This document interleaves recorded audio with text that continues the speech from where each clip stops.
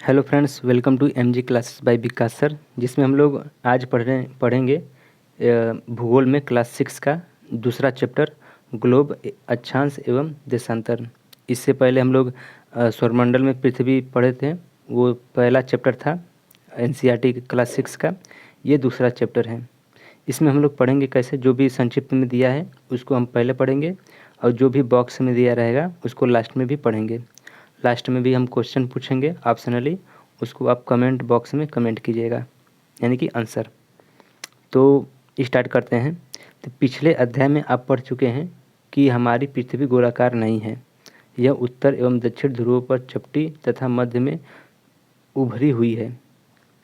क्या आपको कल्पना कर सकते हैं कि यह कैसी दिखती है? इस संबंध में जानकारी प्राप्त करने के लिए आप अपने कक्षा में सावधानीपूर्वक ग्लोब को देखिए। ग्लोब पृथ्वी व लघु रूप में एक वास्तविक प्रतिरूप है जो चित्र 2.1 में दिया गया है। तो हम बोल रहे हैं कि जाकर पिछला क्लास देख लीजिएगा चैप्टर 1, उसके बाद चैप्टर 2 पढ़िएगा, आपको आसानी होगा पढ़ने में। ग्लोब विभिन्न आकार एवं प्रकार के हो सकते हैं। बड़े ग्लोब जो आसानी से एक स्थान से दूसरे स्थान नहीं ले जा सकते हैं। पॉकेट में रखने योग्य छोटे ग्लोब तथा गुब्बारे जैसे ग्लोब जिनमें हवा भरी जा सकती है एवं आसानी से एक स्थान से दूसरे स्थान ले जाए जा सकते हैं। ग्लोब स्थिर नहीं होते हैं। इसे उसी प्रकार घुमाया जा सकता है जैसे कुम्हार का पहिया या लट्टू घूमता है। ग्लोब पर देश, महाद्वीप तथा महासागरों को उनके सही आकार में दिखाया जाता है। इसके बाद है पृथ्वी के समान किसी गोले पर किसी बिंदु की स्थिति का वर्णन करना कठिन है। अब प्रश्न यह उठता है कि इस पर किसी स्थान की स्थिति कैसे बताई जा सकती है। इसके लिए हम कुछ बिंदुओं और रेखाओं के संदर्भ की आवश्यकता होती है। तो आप देखेंगे कि एक सुई ग्लोब में झुकी हुई अवस्था में स्थित होती है, जिसे अक्ष कहते हैं। ग्लोब पर वे दो बिंदु जिनको होकर सुई गुजरती है वह उत्तर एवं दक्षिण ध्रुव है। ग्लोब को इस सुई के चारों ओर पृथ्वी की भांति पश्चिम से पूर्व की ओर घुमाया जा सकता है। लेकिन याद रखें, इन दोनों में से एक का अंतर है। पृथ्वी पर वास्तव में ऐसी कोई सुई नहीं होती है। यह अपने अक्ष पर चारों ओर घूमती है, जो एक काल्पनिक रेखा है। इसके बाद अगला है कि एक अन्य काल्पनिक रेखा भी ग्लोब को दो बराबर भागों में बांटती है, जो कि अगला पेज में हम लोग पढ़ेंगे। वो है विषुवत वृत्त, जिसे हम विषुवत वृत्त कहते हैं। पृथ्वी के उत्तर में स्थित आधे भाग को उत्तरी गोलार्ध तथा दक्षिणी वाले आधे भाग को दक्षिणी गोलार्ध कहा जाता है। ये दोनों बराबर के आधे भाग होते हैं। इस प्रकार विषुवत वृत्त पृथ्वी पर एक काल्पनिक वृत्त बनाती है एवं यह पृथ्वी पर विभिन्न स्थानों की स्थिति बताने का सबसे महत्वपूर्ण संदर्भ बिंदु है। विषुवत वृत्त से ध्रुवों तक स्थित सभी समांतर वृत्तों को अक्षांश रेखाएं कहा जाता है। अक्षांश को अंश में मापा जाता है। विषुवत वृत्त शून्य अंश के अक्षांश को दर्शाती है। चूँकि विषुवत वृत्त से दोनों तरफ ध्रुवों के बीच की दूरी पृथ्वी के चारों ओर की वृत्त का 1/4 है, अतः इसका माप 360 डिग्री का 1/4 यानी कि 90 डिग्री अंश। इस प्रकार 90 डिग्री अंत उत्तरी अक्षांश व उत्तरी ध्रुव को दर्शाता है तथा 90 डिग्री जो है अक्षांश वो दक्षिणी अक्षांश दक्षिणी ध्रुव को दर्शाती है।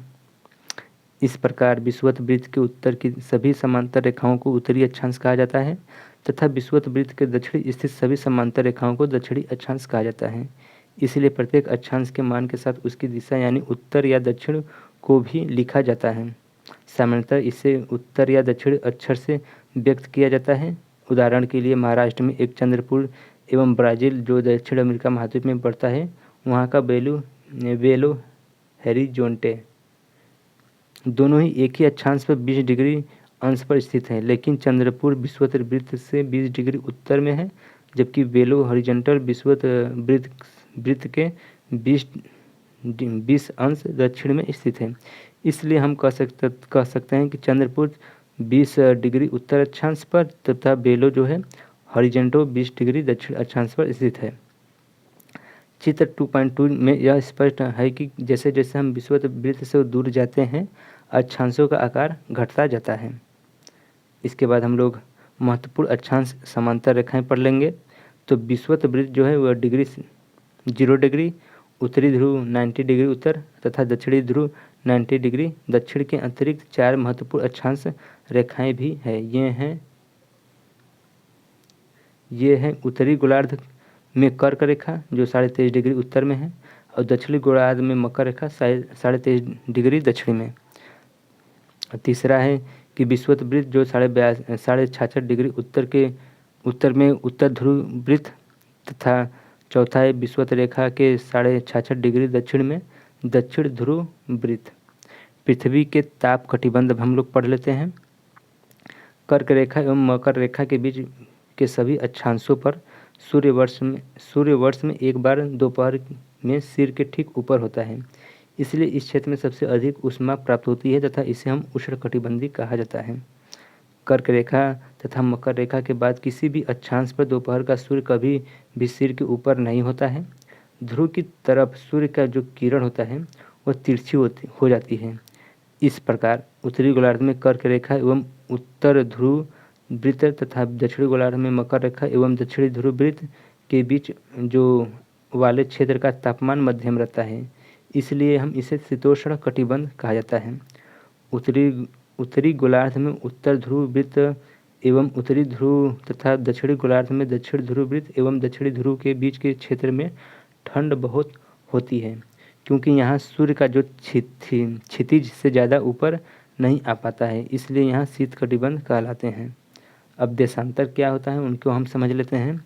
तो किसी स्थान की किसी स्थिति को बताने के लिए हम उस स्थान का अक्षांश के अतिरिक्त कुछ और जानकारियाँ की आवश्यकता भी होती है।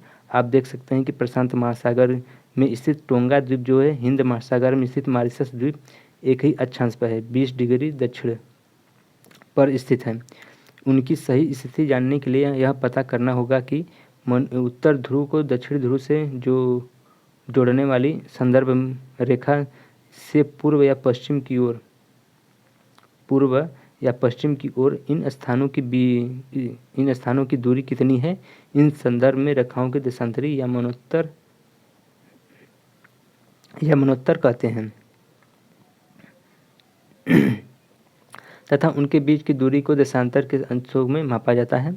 प्रत्येक अंश को मिनट में तथा मिनट को सेकंड में विभाजित किया जाता है।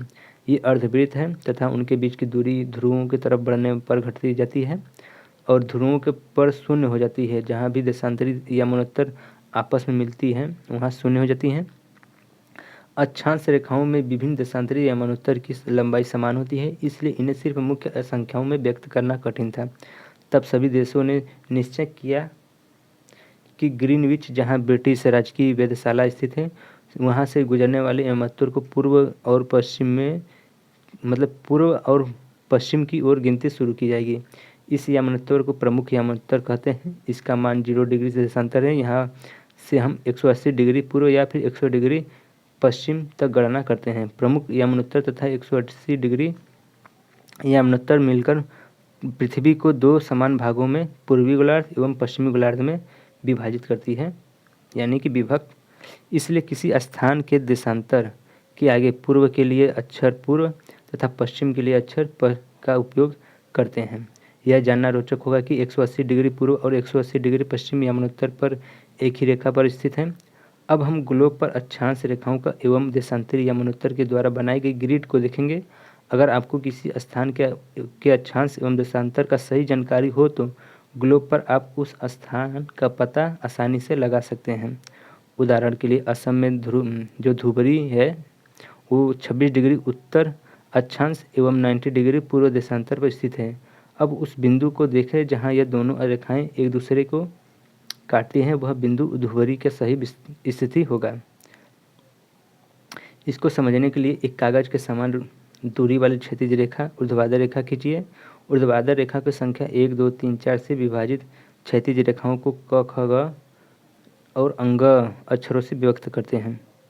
जिन बिंदुओं पर यह ऊर्ध्वाधर एवं क्षैतिज रेखा एक दूसरे को काटती हैं वह वहाँ कुछ छोटे वृत्त खींचिए और इन छोटे वृत्तों को अ, ब, स, द और ध नामों से व्यक्त कीजिए। मान लीजिए कि ऊर्ध्वाधर रेखा पूर्व देशांतों व क्षैतिज रेखाओं उत्तरी अक्षांशों को व्यक्त करती है।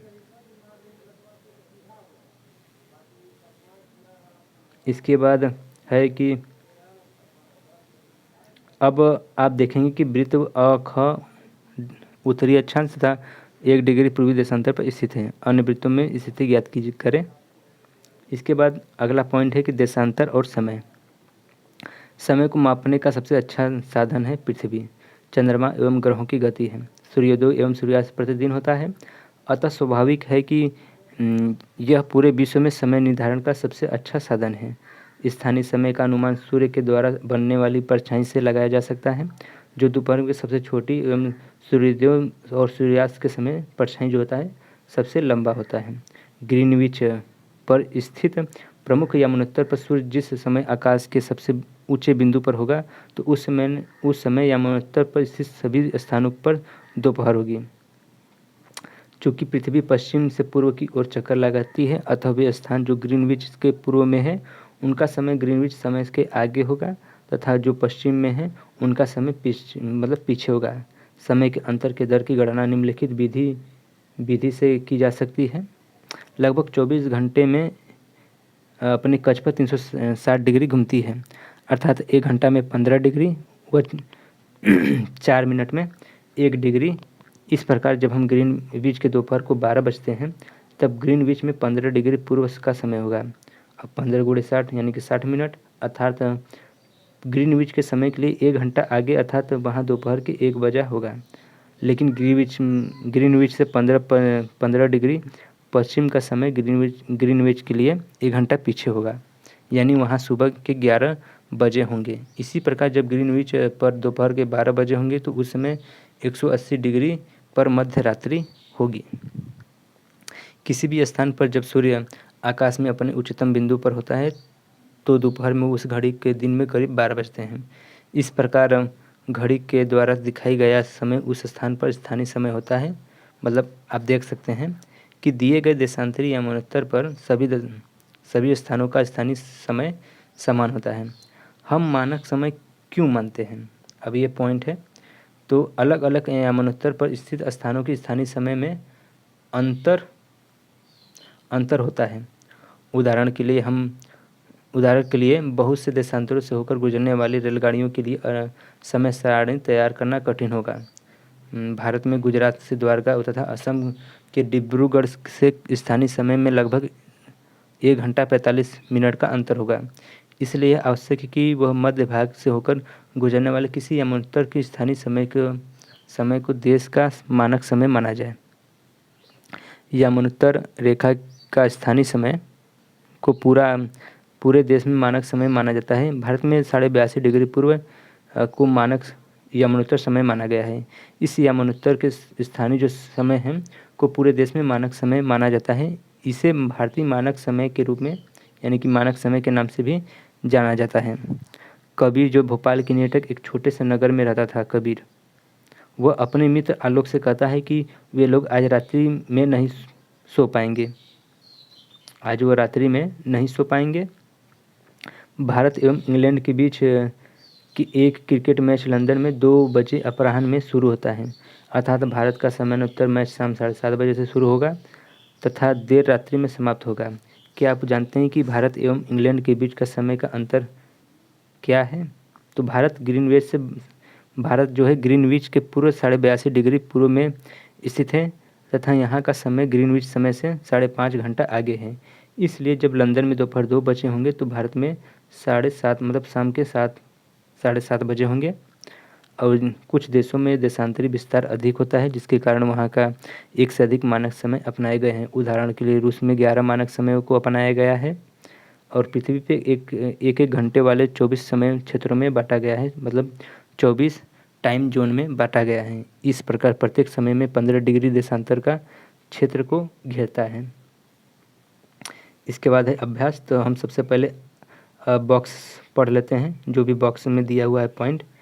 तो आओ कुछ करके सीखें। ये हम लोग नहीं पढ़ेंगे, ये देख लीजिए 2.1 में मतलब ग्लोब है। 23.5 डिग्री झुका हुआ, इसी का बात हो रहा था। इसके बाद ये है हमारा पृथ्वी, ये है विषुवत रेखा, ये 20 डिग्री उत्तर, 40 डिग्री उत्तर, 60 डिग्री उत्तर, 80 डिग्री उत्तर, फिर उत्तर ध्रुव है। ये 2.2 अक्षांश है, मतलब दिया गया है। हाँ, ये रहा फैक्ट। क्या आप जानते हैं कि अपने स्थान से ध्रुव तारे का कोण मापकर आप अपने स्थान का अक्षांश जान सकते हैं। सही है बात। फिर ये है विषुवत रेखा, 23.5 डिग्री पर कर्क रेखा उत्तर में, जबकि 23.5 डिग्री दक्षिण में मकर रेखा है। 66.5 डिग्री पर उत्तर ध्रुव वृत्त और 66.5 दक्षिण डिग्री पर दक्षिण ध्रुव वृत्त है। और ये रहा इसका नॉर्थ ध्रुव और ये रहा इसका दक्षिण ध्रुव। इसके बाद है सीधी सतह पर टार्च का प्रकाश तेज या कम क्षेत्र पर फैलता है, जबकि तिरछा पर ज़्यादा फैलता है। ये तो आप जानते ही हैं। इसके बाद है आप कुछ करके सीखें, तो ये नहीं पढ़ना है हम लोगों को। और ये है ग्रीनविच टाइम, इसका मैप है, तो ये अभी हम लोग नहीं पढ़ेंगे क्योंकि क्लास 6 है अभी आगे क्लास में दिया रहेगा। ये है भारत, यहाँ से थोड़ा देख लीजिए। ये भारत का मैप है जो 82 डिग्री टाइम हम लोग का ले लेते हैं, यानी कि यह इलाहाबाद, नैनी जो कि उत्तर प्रदेश, छत्तीसगढ़, उड़ीसा, आंध्र प्रदेश से होते हुए जाता है। 5 की 6 राज्यों से होकर यह भारत का मानक समय जाता है। इसके बाद जो भी मतलब इसके बाद कुछ नहीं है। अब ये रहा क्वेश्चन जिसको आपको कमेंट में आंसर करना है। पहला है कि प्रमुख या मन्वंतर का मान कितना होता है। शीतकटिबंध किसके नज़दीक पाया जाता है। और देशांतरों की कुल संख्या, मतलब देशांतरों की कुल संख्या कितनी होती है। और चौथा है कि दक्षिण ध्रुव वृत्त स्थित है। जबकि लास्ट क्वेश्चन है 5वां कि ग्रिड किसका जाल है। तो आप जो भी आंसर जानते हैं उसको आप कमेंट में आंसर कीजिएगा और मिलते हैं नेक्स्ट वीडियो में अगले चैप्टर के साथ। तब तक के लिए आपका धन्यवाद।